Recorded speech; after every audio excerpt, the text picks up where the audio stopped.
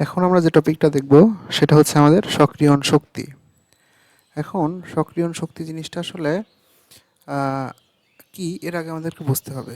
দেখো, আমরা জানি যে যে কোনো বিক্রিয়া, হ্যাঁ, আমি এ প্লাস বি এখান থেকে যদি সি প্লাস ডি হয়, আমরা জানি পৃথিবীতে এমন কোনো বিক্রিয়া নাই, যদি সেটা রাসায়নিক বিক্রিয়া হয় তার অবশ্যই শক্তির পরিবর্তন হবে। অর্থাৎ শক্তির পরিবর্তন হবে। এর কথার মানে কি? এই কথার মানে হচ্ছে, হয় আমরা জানি এই পাশটা হচ্ছে তার কি, বিক্রিয়ক, এবং এই পাশটা হচ্ছে তার উৎপাদ।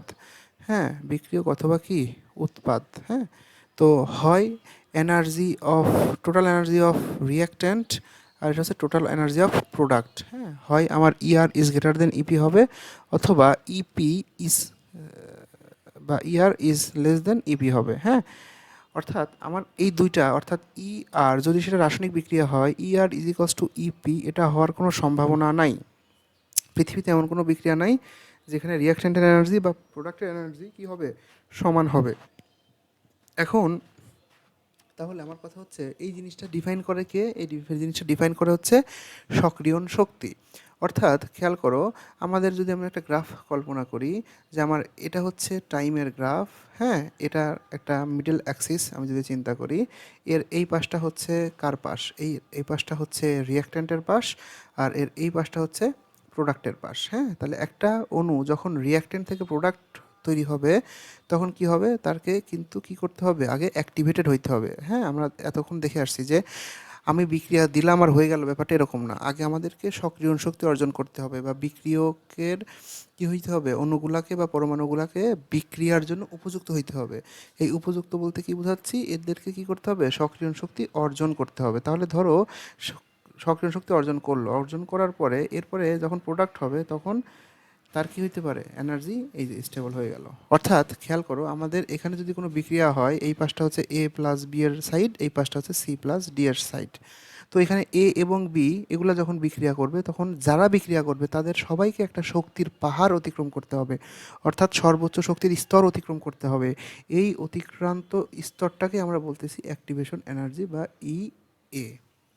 এখন খেয়াল করো, আমাদের এই ইয়েটাই কিন্তু ডিফাইন করবে যে কোনো একটা বিক্রিয়ায় তাপ উৎপাদী হবে নাকি তাপহারী হবে, তাপ উৎপাদী হবে, সরি, তাপ উৎপাদী হবে নাকি তাপহারী হবে। হ্যাঁ, তো তাপ উৎপাদী না তাপহারী, এটা ডিফাইন করবে কে, এই অ্যাক্টিভেশন এনার্জি। এখন তাপ উৎপাদীর ক্ষেত্রে কি হয় বলো তো, ডেল এইচ এর মান আমরা জানি নেগেটিভ হয়। হ্যাঁ, আর তাপহারীর ক্ষেত্রে ডেল এইচ এর মান কি হয়, পজিটিভ হয়। হ্যাঁ, তো এখন দেখো, আমরা যদি দুইটার স্কেচ দেখি, তাহলে আমাদের জিনিসটা আরও ক্লিয়ার হবে। আমি এখন তোমাদেরকে যে জিনিসটা দেখাচ্ছি, এটা হচ্ছে আমি পুরাতন হাজারি স্যারের বই থেকে নিয়েছি। হ্যাঁ, হাজারি স্যারের বই 2012 এডিশন, যেটা নতুন এডিশনে তোমরা হয়তো পাবা। এখন খেয়াল করো, এখানে আমাদেরকে একটা জিনিস বুঝতে হবে, এই গ্রাফটার আসলে কি মিন করতেছে। তাহলে আমি যদি এখানে বুঝাই যে, দেখো আমাদের এই গ্রাফটাতে আসলে কি বোঝাচ্ছে, আমাদের এই গ্রাফটাতে বোঝাচ্ছে যেটা, সেটা হচ্ছে এরকম, সেটা হচ্ছে এরকম যে আমার এখানে এটা হচ্ছে শক্তি, অর্থাৎ এনার্জির যেই স্তরটা সেটা, আর এটা হচ্ছে আমাদের টাইম বা বিক্রিয়া অক্ষ। এখন খেয়াল করো, আমাদের এই যে এনার্জি লেভেল, এই পাঁচটার এনার্জি লেভেল, এটা এখন প্রশ্ন কথা হচ্ছে যে এটা যে তাপহারী বিক্রিয়া, এটা আমি বুঝবো কিভাবে? হ্যাঁ, এটা তাপহারী বিক্রিয়া, এটা বুঝবো কিভাবে, বা তাপহারী বিক্রিয়ার কার্ভ এবং তাপোৎপাদী বিক্রিয়ার কার্ভ কিভাবে বোঝা যায়? খেয়াল করো, এখানে আমার এটা হচ্ছে কি, উৎপাদের শক্তি স্তর, সরি, বিক্রিয়কের শক্তি স্তর। এই পাশটা আমাদের বিক্রিয়ক। হ্যাঁ, এই পাশটা কি, এই পাশটা হচ্ছে বিক্রিয়ক, এই পাশটা কি, এই পাশটা হচ্ছে বিক্রিয়ক, আর এই পাশটা হচ্ছে কি, উৎপাদ। তাহলে উৎপাদের এনার্জি লেভেলটা কোথায় আছে, এইখানে। হ্যাঁ, উৎপাদের এনার্জি লেভেলটা কোথায় আছে, এখানে। এই পয়েন্টটাকে আমি ধরলাম এক্স পয়েন্ট। আর দেখো আমার এখানে,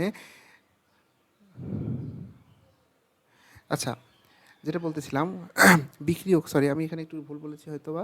এখানে বিক্রিয়কের যে এনার্জি লেভেলটা, সেই বিক্রিয়কের এনার্জি লেভেলটা কোথায় রয়েছে, এইখানে, অর্থাৎ এক্স পয়েন্টে। আর উৎপাদের এনার্জি লেভেলটা আমি যদি এই বরাবর টানি, এই ওয়াই লেভেলে রয়েছে। তাহলে অর্থাৎ আমি যদি এখন একটু তোমাদেরকে লিখে দেই, খেয়াল করো যে বিক্রিয়ক, হ্যাঁ, বিক্রিয়কের এনার্জি লেভেলটা কোথায় আছে, বিক্রিয়কের এনার্জি লেভেলটা আছে হচ্ছে আমার এক্সে, আর উৎপাদের এনার্জি লেভেলটা আছে কোথায়, উৎপাদের এনার্জি লেভেলটা আছে কোথায় বলো তো, ওয়াইয়ে।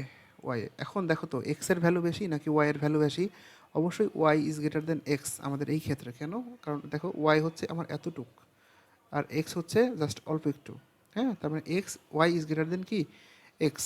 তাহলে আমি কি করতে পারি, আমার উৎপাদের এনার্জি বেশি, সোজা কথা আমরা বলতে পারি কি উৎপাদের এনার্জি, উৎপাদের এনার্জি কি, উৎপাদের এনার্জি কি বলতো, উৎপাদের এনার্জি কি বেশি, উৎপাদের এনার্জি বেশি কার তুলনায়, বিক্রিয়কের তুলনায়, বিক্রিয়কের তুলনায়। তাহলে বিক্রিয়কের তুলনায় যদি উৎপাদের এনার্জি বেশি হয়, তাহলে উৎপাদ এই এনার্জিটা কোথায় পাইছে বলো তো, অর্থাৎ আমার বিক্রিয়কের এনার্জি যদি আর হয়, এর সাথে কিছু পরিমাণ ডেল এইচ যুক্ত হয়েছে, সেখান থেকে আমি কি পেয়েছি, প্রোডাক্টের এনার্জি পেয়েছি। তাহলে এই ডেল এইচটা কোথা থেকে আসছে, পরিবেশ থেকে আসছে, অর্থাৎ পরিবেশ থেকে সে কি করছে, তাপ শোষণ করছে। এই পরিবেশ থেকে তাপ শোষণ করার জন্য এটা হচ্ছে তাপহারী বিক্রিয়া, এটা হচ্ছে কি তাপহারী বিক্রিয়া। ঠিক আছে।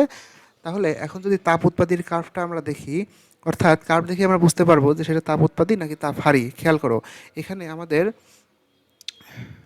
এখানে আমাদের আবারও আগের মতো, এটা হচ্ছে এই পয়েন্টটা হচ্ছে যদি আমি এক্স চিন্তা করি, আর এই পয়েন্টটা হচ্ছে কি বলতো ওয়াই যদি চিন্তা করি, তাহলে খেয়াল করো এখানে কিন্তু আমরা একটা জিনিস খেয়াল করলাম, সেটা কি, এখানে আমাদের energy level of reactant, energy level of reactant বা বিক্রিয়কের হচ্ছে X, energy level of product এটা হচ্ছে আমাদের ওয়াই। এখানে X is greater than Y, হ্যাঁ, অর্থাৎ এক্স থেকে কিছু পরিমাণ এনার্জি বাদ গেছে, কিছু পরিমাণ এনার্জি বাদ গিয়ে সেটা ওয়াই হয়ে গেছে আর কি। তার মানে কি, আমার এই রিয়াক্ট্যান্টের এনার্জি কিছু ছিল, সেই রিয়াক্ট্যান্টের এনার্জি থেকে কিছু পরিমাণ এনার্জি বাদ গেছে, হ্যাঁ, কারণ X is greater than Y, কিছু পরিমাণ এনার্জি বাদ গেছে, তারপরে আমার কি হয়ে গেছে, প্রোডাক্ট হয়ে গেছে। তার মানে কি, আমার বিক্রিয়া থেকে তাপটা কোথায় চলে গেছে, পরিবেশে চলে গেছে। তাহলে বিক্রিয়া থেকে তাপটা কোথায় চলে গেছে, বিক্রিয়া থেকে তাপ কোথায় চলে গেছে, পরিবেশে চলে গেছে। যেহেতু বিক্রিয়া থেকে তাপ পরিবেশে চলে গিয়েছে, এই জন্য এইখানে কি হবে, ডেল এইচ কী হবে ভাইয়া, নেগেটিভ বলবো আমরা, কেন, কারণ পরিবেশে চলে গেছে। আর পরিবেশে কোথায় চলে গেছে, পরিবেশে যেহেতু চলে গেছে, তার মানে পরিবেশের তাপ বৃদ্ধি পাইছে, আর পরিবেশের তাপ বৃদ্ধি পেলে তাপ উৎপাদন হয়েছে, এই হিসাবে আমরা বলি তাপ উৎপাদী বিক্রিয়া। অর্থাৎ খেয়াল করো, জাস্ট আমরা দুইটা পয়েন্ট দেখেই কিন্তু বলে দিতে পারবো যে কোনো একটা বিক্রিয়া তাপ উৎপাদী নাকি তাপহারী। ঠিক আছে।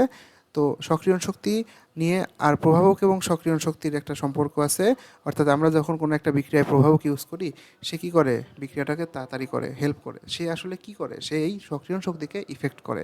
তো সেই জিনিসটা আমরা নেক্সট কোনো একটা ভিডিওতে দেখব। আজকে আমরা তাহলে কি শিখলাম, আজকে শিখলাম হচ্ছে সক্রিয়ণ শক্তি কীভাবে একটা বিক্রিয়াকে তাপ উৎপাদী না তাপহারী এই জিনিসটাকে এনশিওর করে। তাহলে নেক্সট ভিডিওতে তোমাদের সাথে আবার দেখা হচ্ছে। আল্লাহ হাফেজ।